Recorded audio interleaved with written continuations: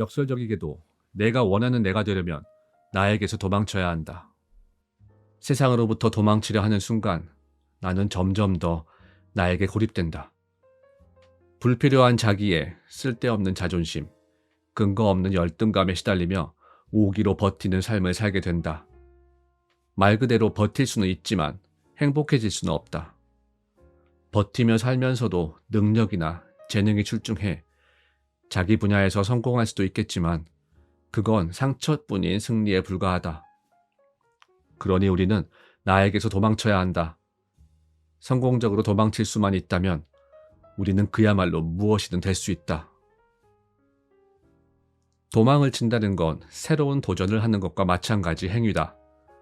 하지만 나의 도전을 달가워하지 않는 세상은 도망을 친다는 프레임으로 나를 가두고 나를 책임감 없고 비겁한 사람으로 몰아세운다. 그런 세상에서 착실하게 사회화해 온 우린 굳이 버티지 않아도 되는 일에서까지 쓸데없이 버틴다. 다른 가능성은 원천 차단하고 고시 합격을 위해 청춘 대부분의 시간을 쏟으며 하루하루를 버틴다. 다른 사람에게 얕보이기 싫어서 적성에도 맞지 않는 대기업 직장을 억지로 참고 버틴다. 내가 생각하는 썩 괜찮은 내가 되기 위해 버티는 거지만 그러는 사이 나의 세계는 계속 좁아진다. 자기가 경주마인 줄도 모르고 자기 의지라고 굳게 믿은 채 다른 누군가의 의지로 열심히 달려가는 것이다. 이제는 눈가리개를 잡아 떼야 한다. 다른 누군가가 그려놓은 트랙이 아니라 내가 가고 싶은 방향으로 한 번도 가보지 않은 곳으로 달려가야 한다. 거기에 뭐가 있을지 몰라 두려우면 지금까지 그랬듯이 열심히 트랙만 따라 달려라. 혹시 당신이 1등이라도 하면 누군가 더 좋은 먹이를 주고 부드럽게 뺨을 쓰다듬어 줄지도 모르겠다. 후회 없는 선택을 하려면 무엇보다 나 자신의 욕망을 제대로 이해해야 한다. 내가 진실로 원하는 게 뭔지도 모르는 사람은 아무것도 선택하지 못하거나 자기 자신을 소모하는 잘못된 선택을 내린다. 우리 대부분은 자신이 무엇을 원하는지 제대로 알지 못한다. 안다 하더라도 기껏 내 경험과 지식이라는 협소한 범위 안에서만 해당하는 얘기다.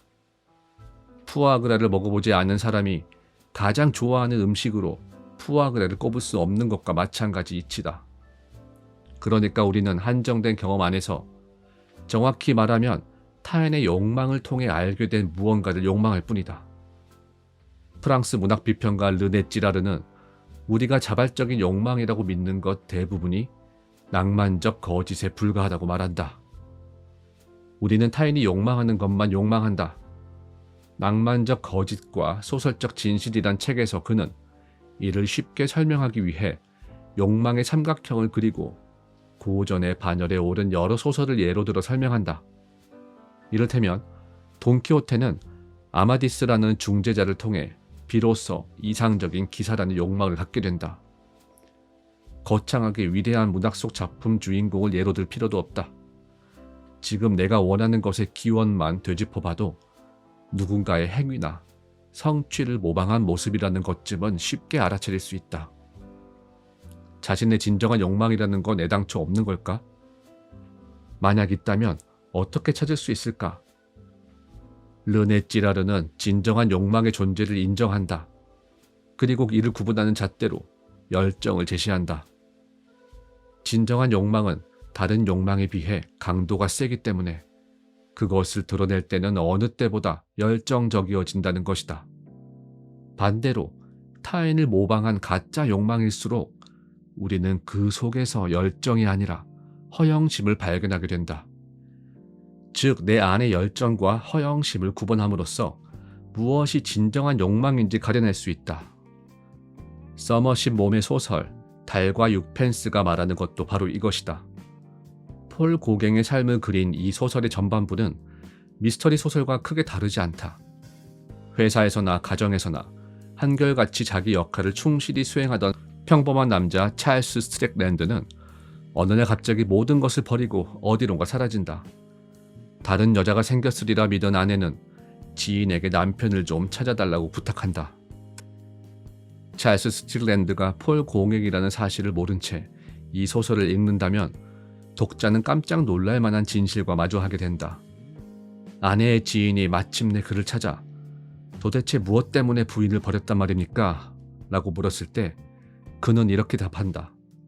나는 그림을 그리고 싶소. 그림을 그리고 싶다는 지극히 자발적인 욕망을 실현하고자 그는 아내까지 버리고 도망을 쳤다. 그의 욕망에 조금의 허영심이라도 끼어 있을까?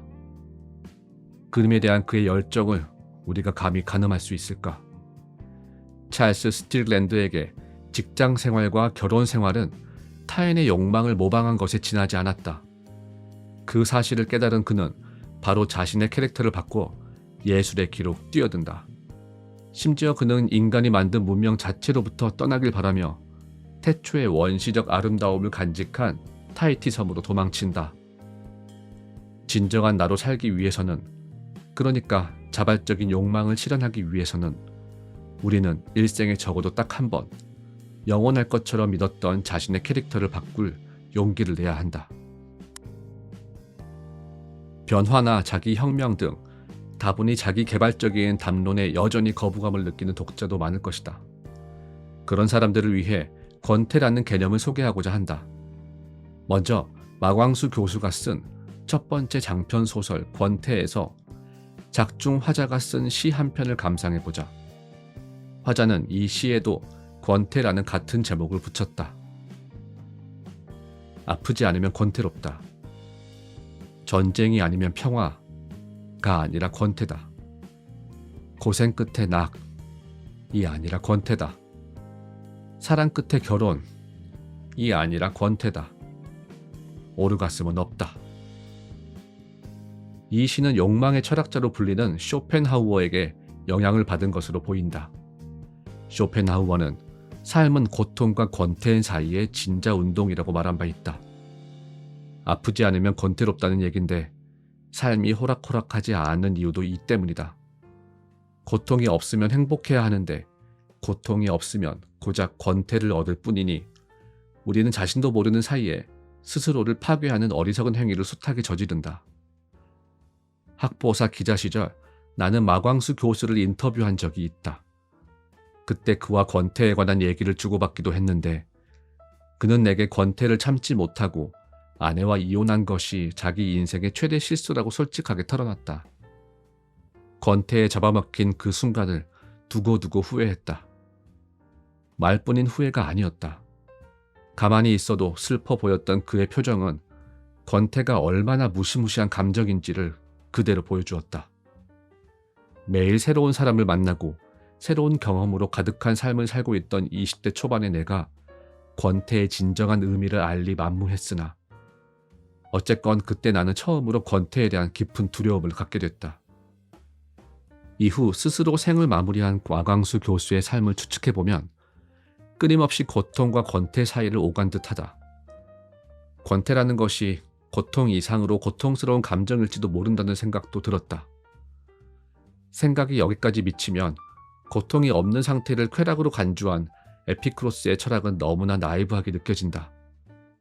쾌락을 추구할수록 고통만 더 커진다는 인식에는 공감하지만 고통에서 벗어나 마음의 평안을 얻음으로써 행복해진다는 인식에는 고개를 갸우뚱하게 된다. 부처님쯤 되면 모를까? 평범한 사람이 과연 어느 세월에 그 경지에 이른단 말인가? 물론 에피쿠로스 입장에서 변명하자면 권태는 일종의 현대병이니 에피쿠로스는 아마 그 개념조차 몰랐을 것이다. 현대인들이 에피쿠로스보다 니체에 더 열광하는 까닭도 이 때문이 아닐까? 니체는 나름 쇼펜하우어가 말한 고통과 권태의 감옥에서 벗어날 유일한 방법을 제시한다. 바로 끊임없이 전진하라는 것. 안전을 추구하지 말고 위험하게 살라는 것. 니체에게 풍파 없는 항해는 단조롭고 권태로운 여정에 불과했다. 그는 풍파 속에 기쁨이 있고 풍파에서 비롯한 고난이 심하면 심할수록 가슴이 뛴다고 말했다. 여전히 쇼펜하우어가 보기에 에피쿠로스는 고통에서 권태로 도망친 사람이고 니체는 권태에서 고통으로 도망친 사람일 것이다. 하지만 에피쿠로스는 고통에서 도망치면 쾌락이 있으리라 믿었고 니체는 권태에서 도망치면 기쁨이 있으리라 믿었다. 성공적으로 도망칠 수 있을지 여부는 해봐야 아는 법. 되건 안 되건 우리는 일단 고통과 권태 모두로부터 도망을 쳐봐야 하지 않을까? 세속적인 성공을 이루고자 나를 변화시켜야 하고 자기 혁명을 해야 한다는 자기개발적 담론에 거부감을 지닌 사람들에게도 권태에 대한 두려움은 분명히 존재한다. 인간은 스스로 자신만만한 것과 달리 허무와 무기력한 상태에 극도로 취약하다. 우리는 권태에서 벗어나기 위해서라도 끊임없이 변해야 하고 새로운 도전에 나서야 한다. 물론 권태에서 벗어나면 고통이라는 쇼펜하우어의 우울한 프레임에 갇혀 있다면 변화나 자기 혁명 역시 무의미한 몸짓에 지나지 않는다는 패배주의에 적게 될지도 모르겠다.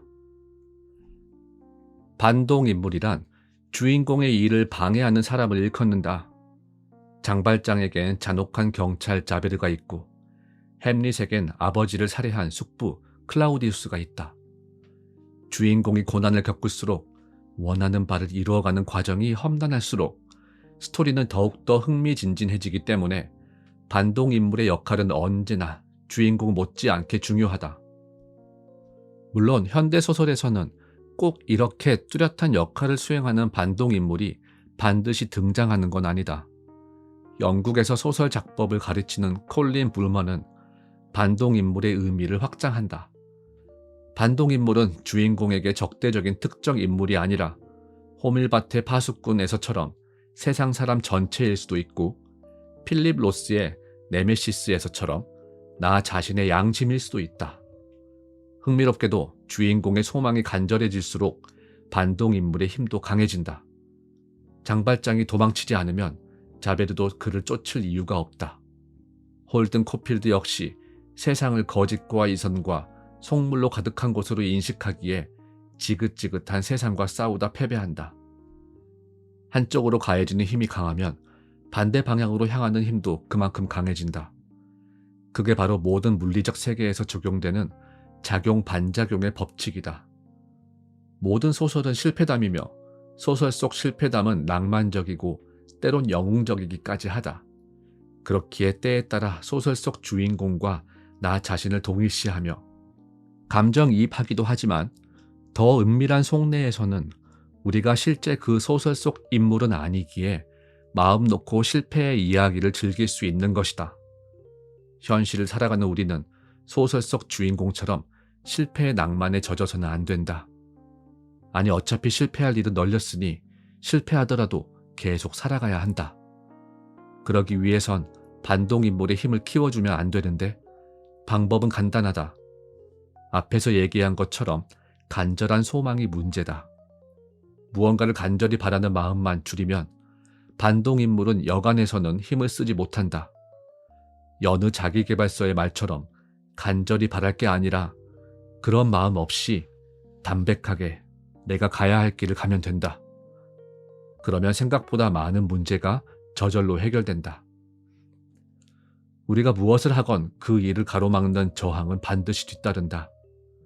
하고자 하는 힘이 강할수록 저항도 강해진다.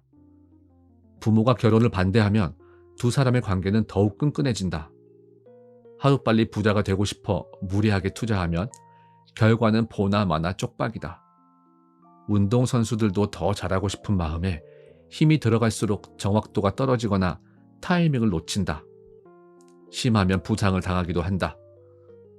우리는 원하는 것을 얻기 위해 많은 에너지를 쏟지만 그것을 제대로 다루지 못하면 우리가 만드는 에너지가 도리어 우리가 하는 일을 방해하는 반작용의 힘만 키울 뿐이다. 세상 일은 절대 내 마음대로 되지 않는다. 우주의 기운이 있는지 없는지 모르지만 어쨌건 내가 뿜어내는 기운 역시 우주의 기운과 조화를 이루어야 한다. 그래야 나라는 인간의 정체성이 나보다 강한 반동인물의 힘에 잡아먹히지 않는다. 간절하게 소망하고 위험을 무릅쓰고 도전하고 치열하게 싸우다 끝내 실패하는 소설 속 인물들은 분명 근사하다. 하지만 내 인생은 그렇게 흥미진진하고 멋질 필요가 없다. 그냥 내가 좋아하는 나로 살 수 있도록 내가 좋아하는 일을 하고 내가 좋아하는 사람들을 만나며 시간을 내 편으로 만드는 것이 100번 낫다. 원하는 것이 있다면 절대 간절해지지 말자. 반동인물의 힘을 키워주지 말고 자연스럽게 내가 할 수 있는 것만 하자. 그리고 시간의 힘을 믿고 기다리자. 내 삶은 아무도 읽지 않는 재미없는 소설이 될지 모르지만 내가 좋아하는 내 정체성으로 사는 삶은 그제야 비로소 시작된다.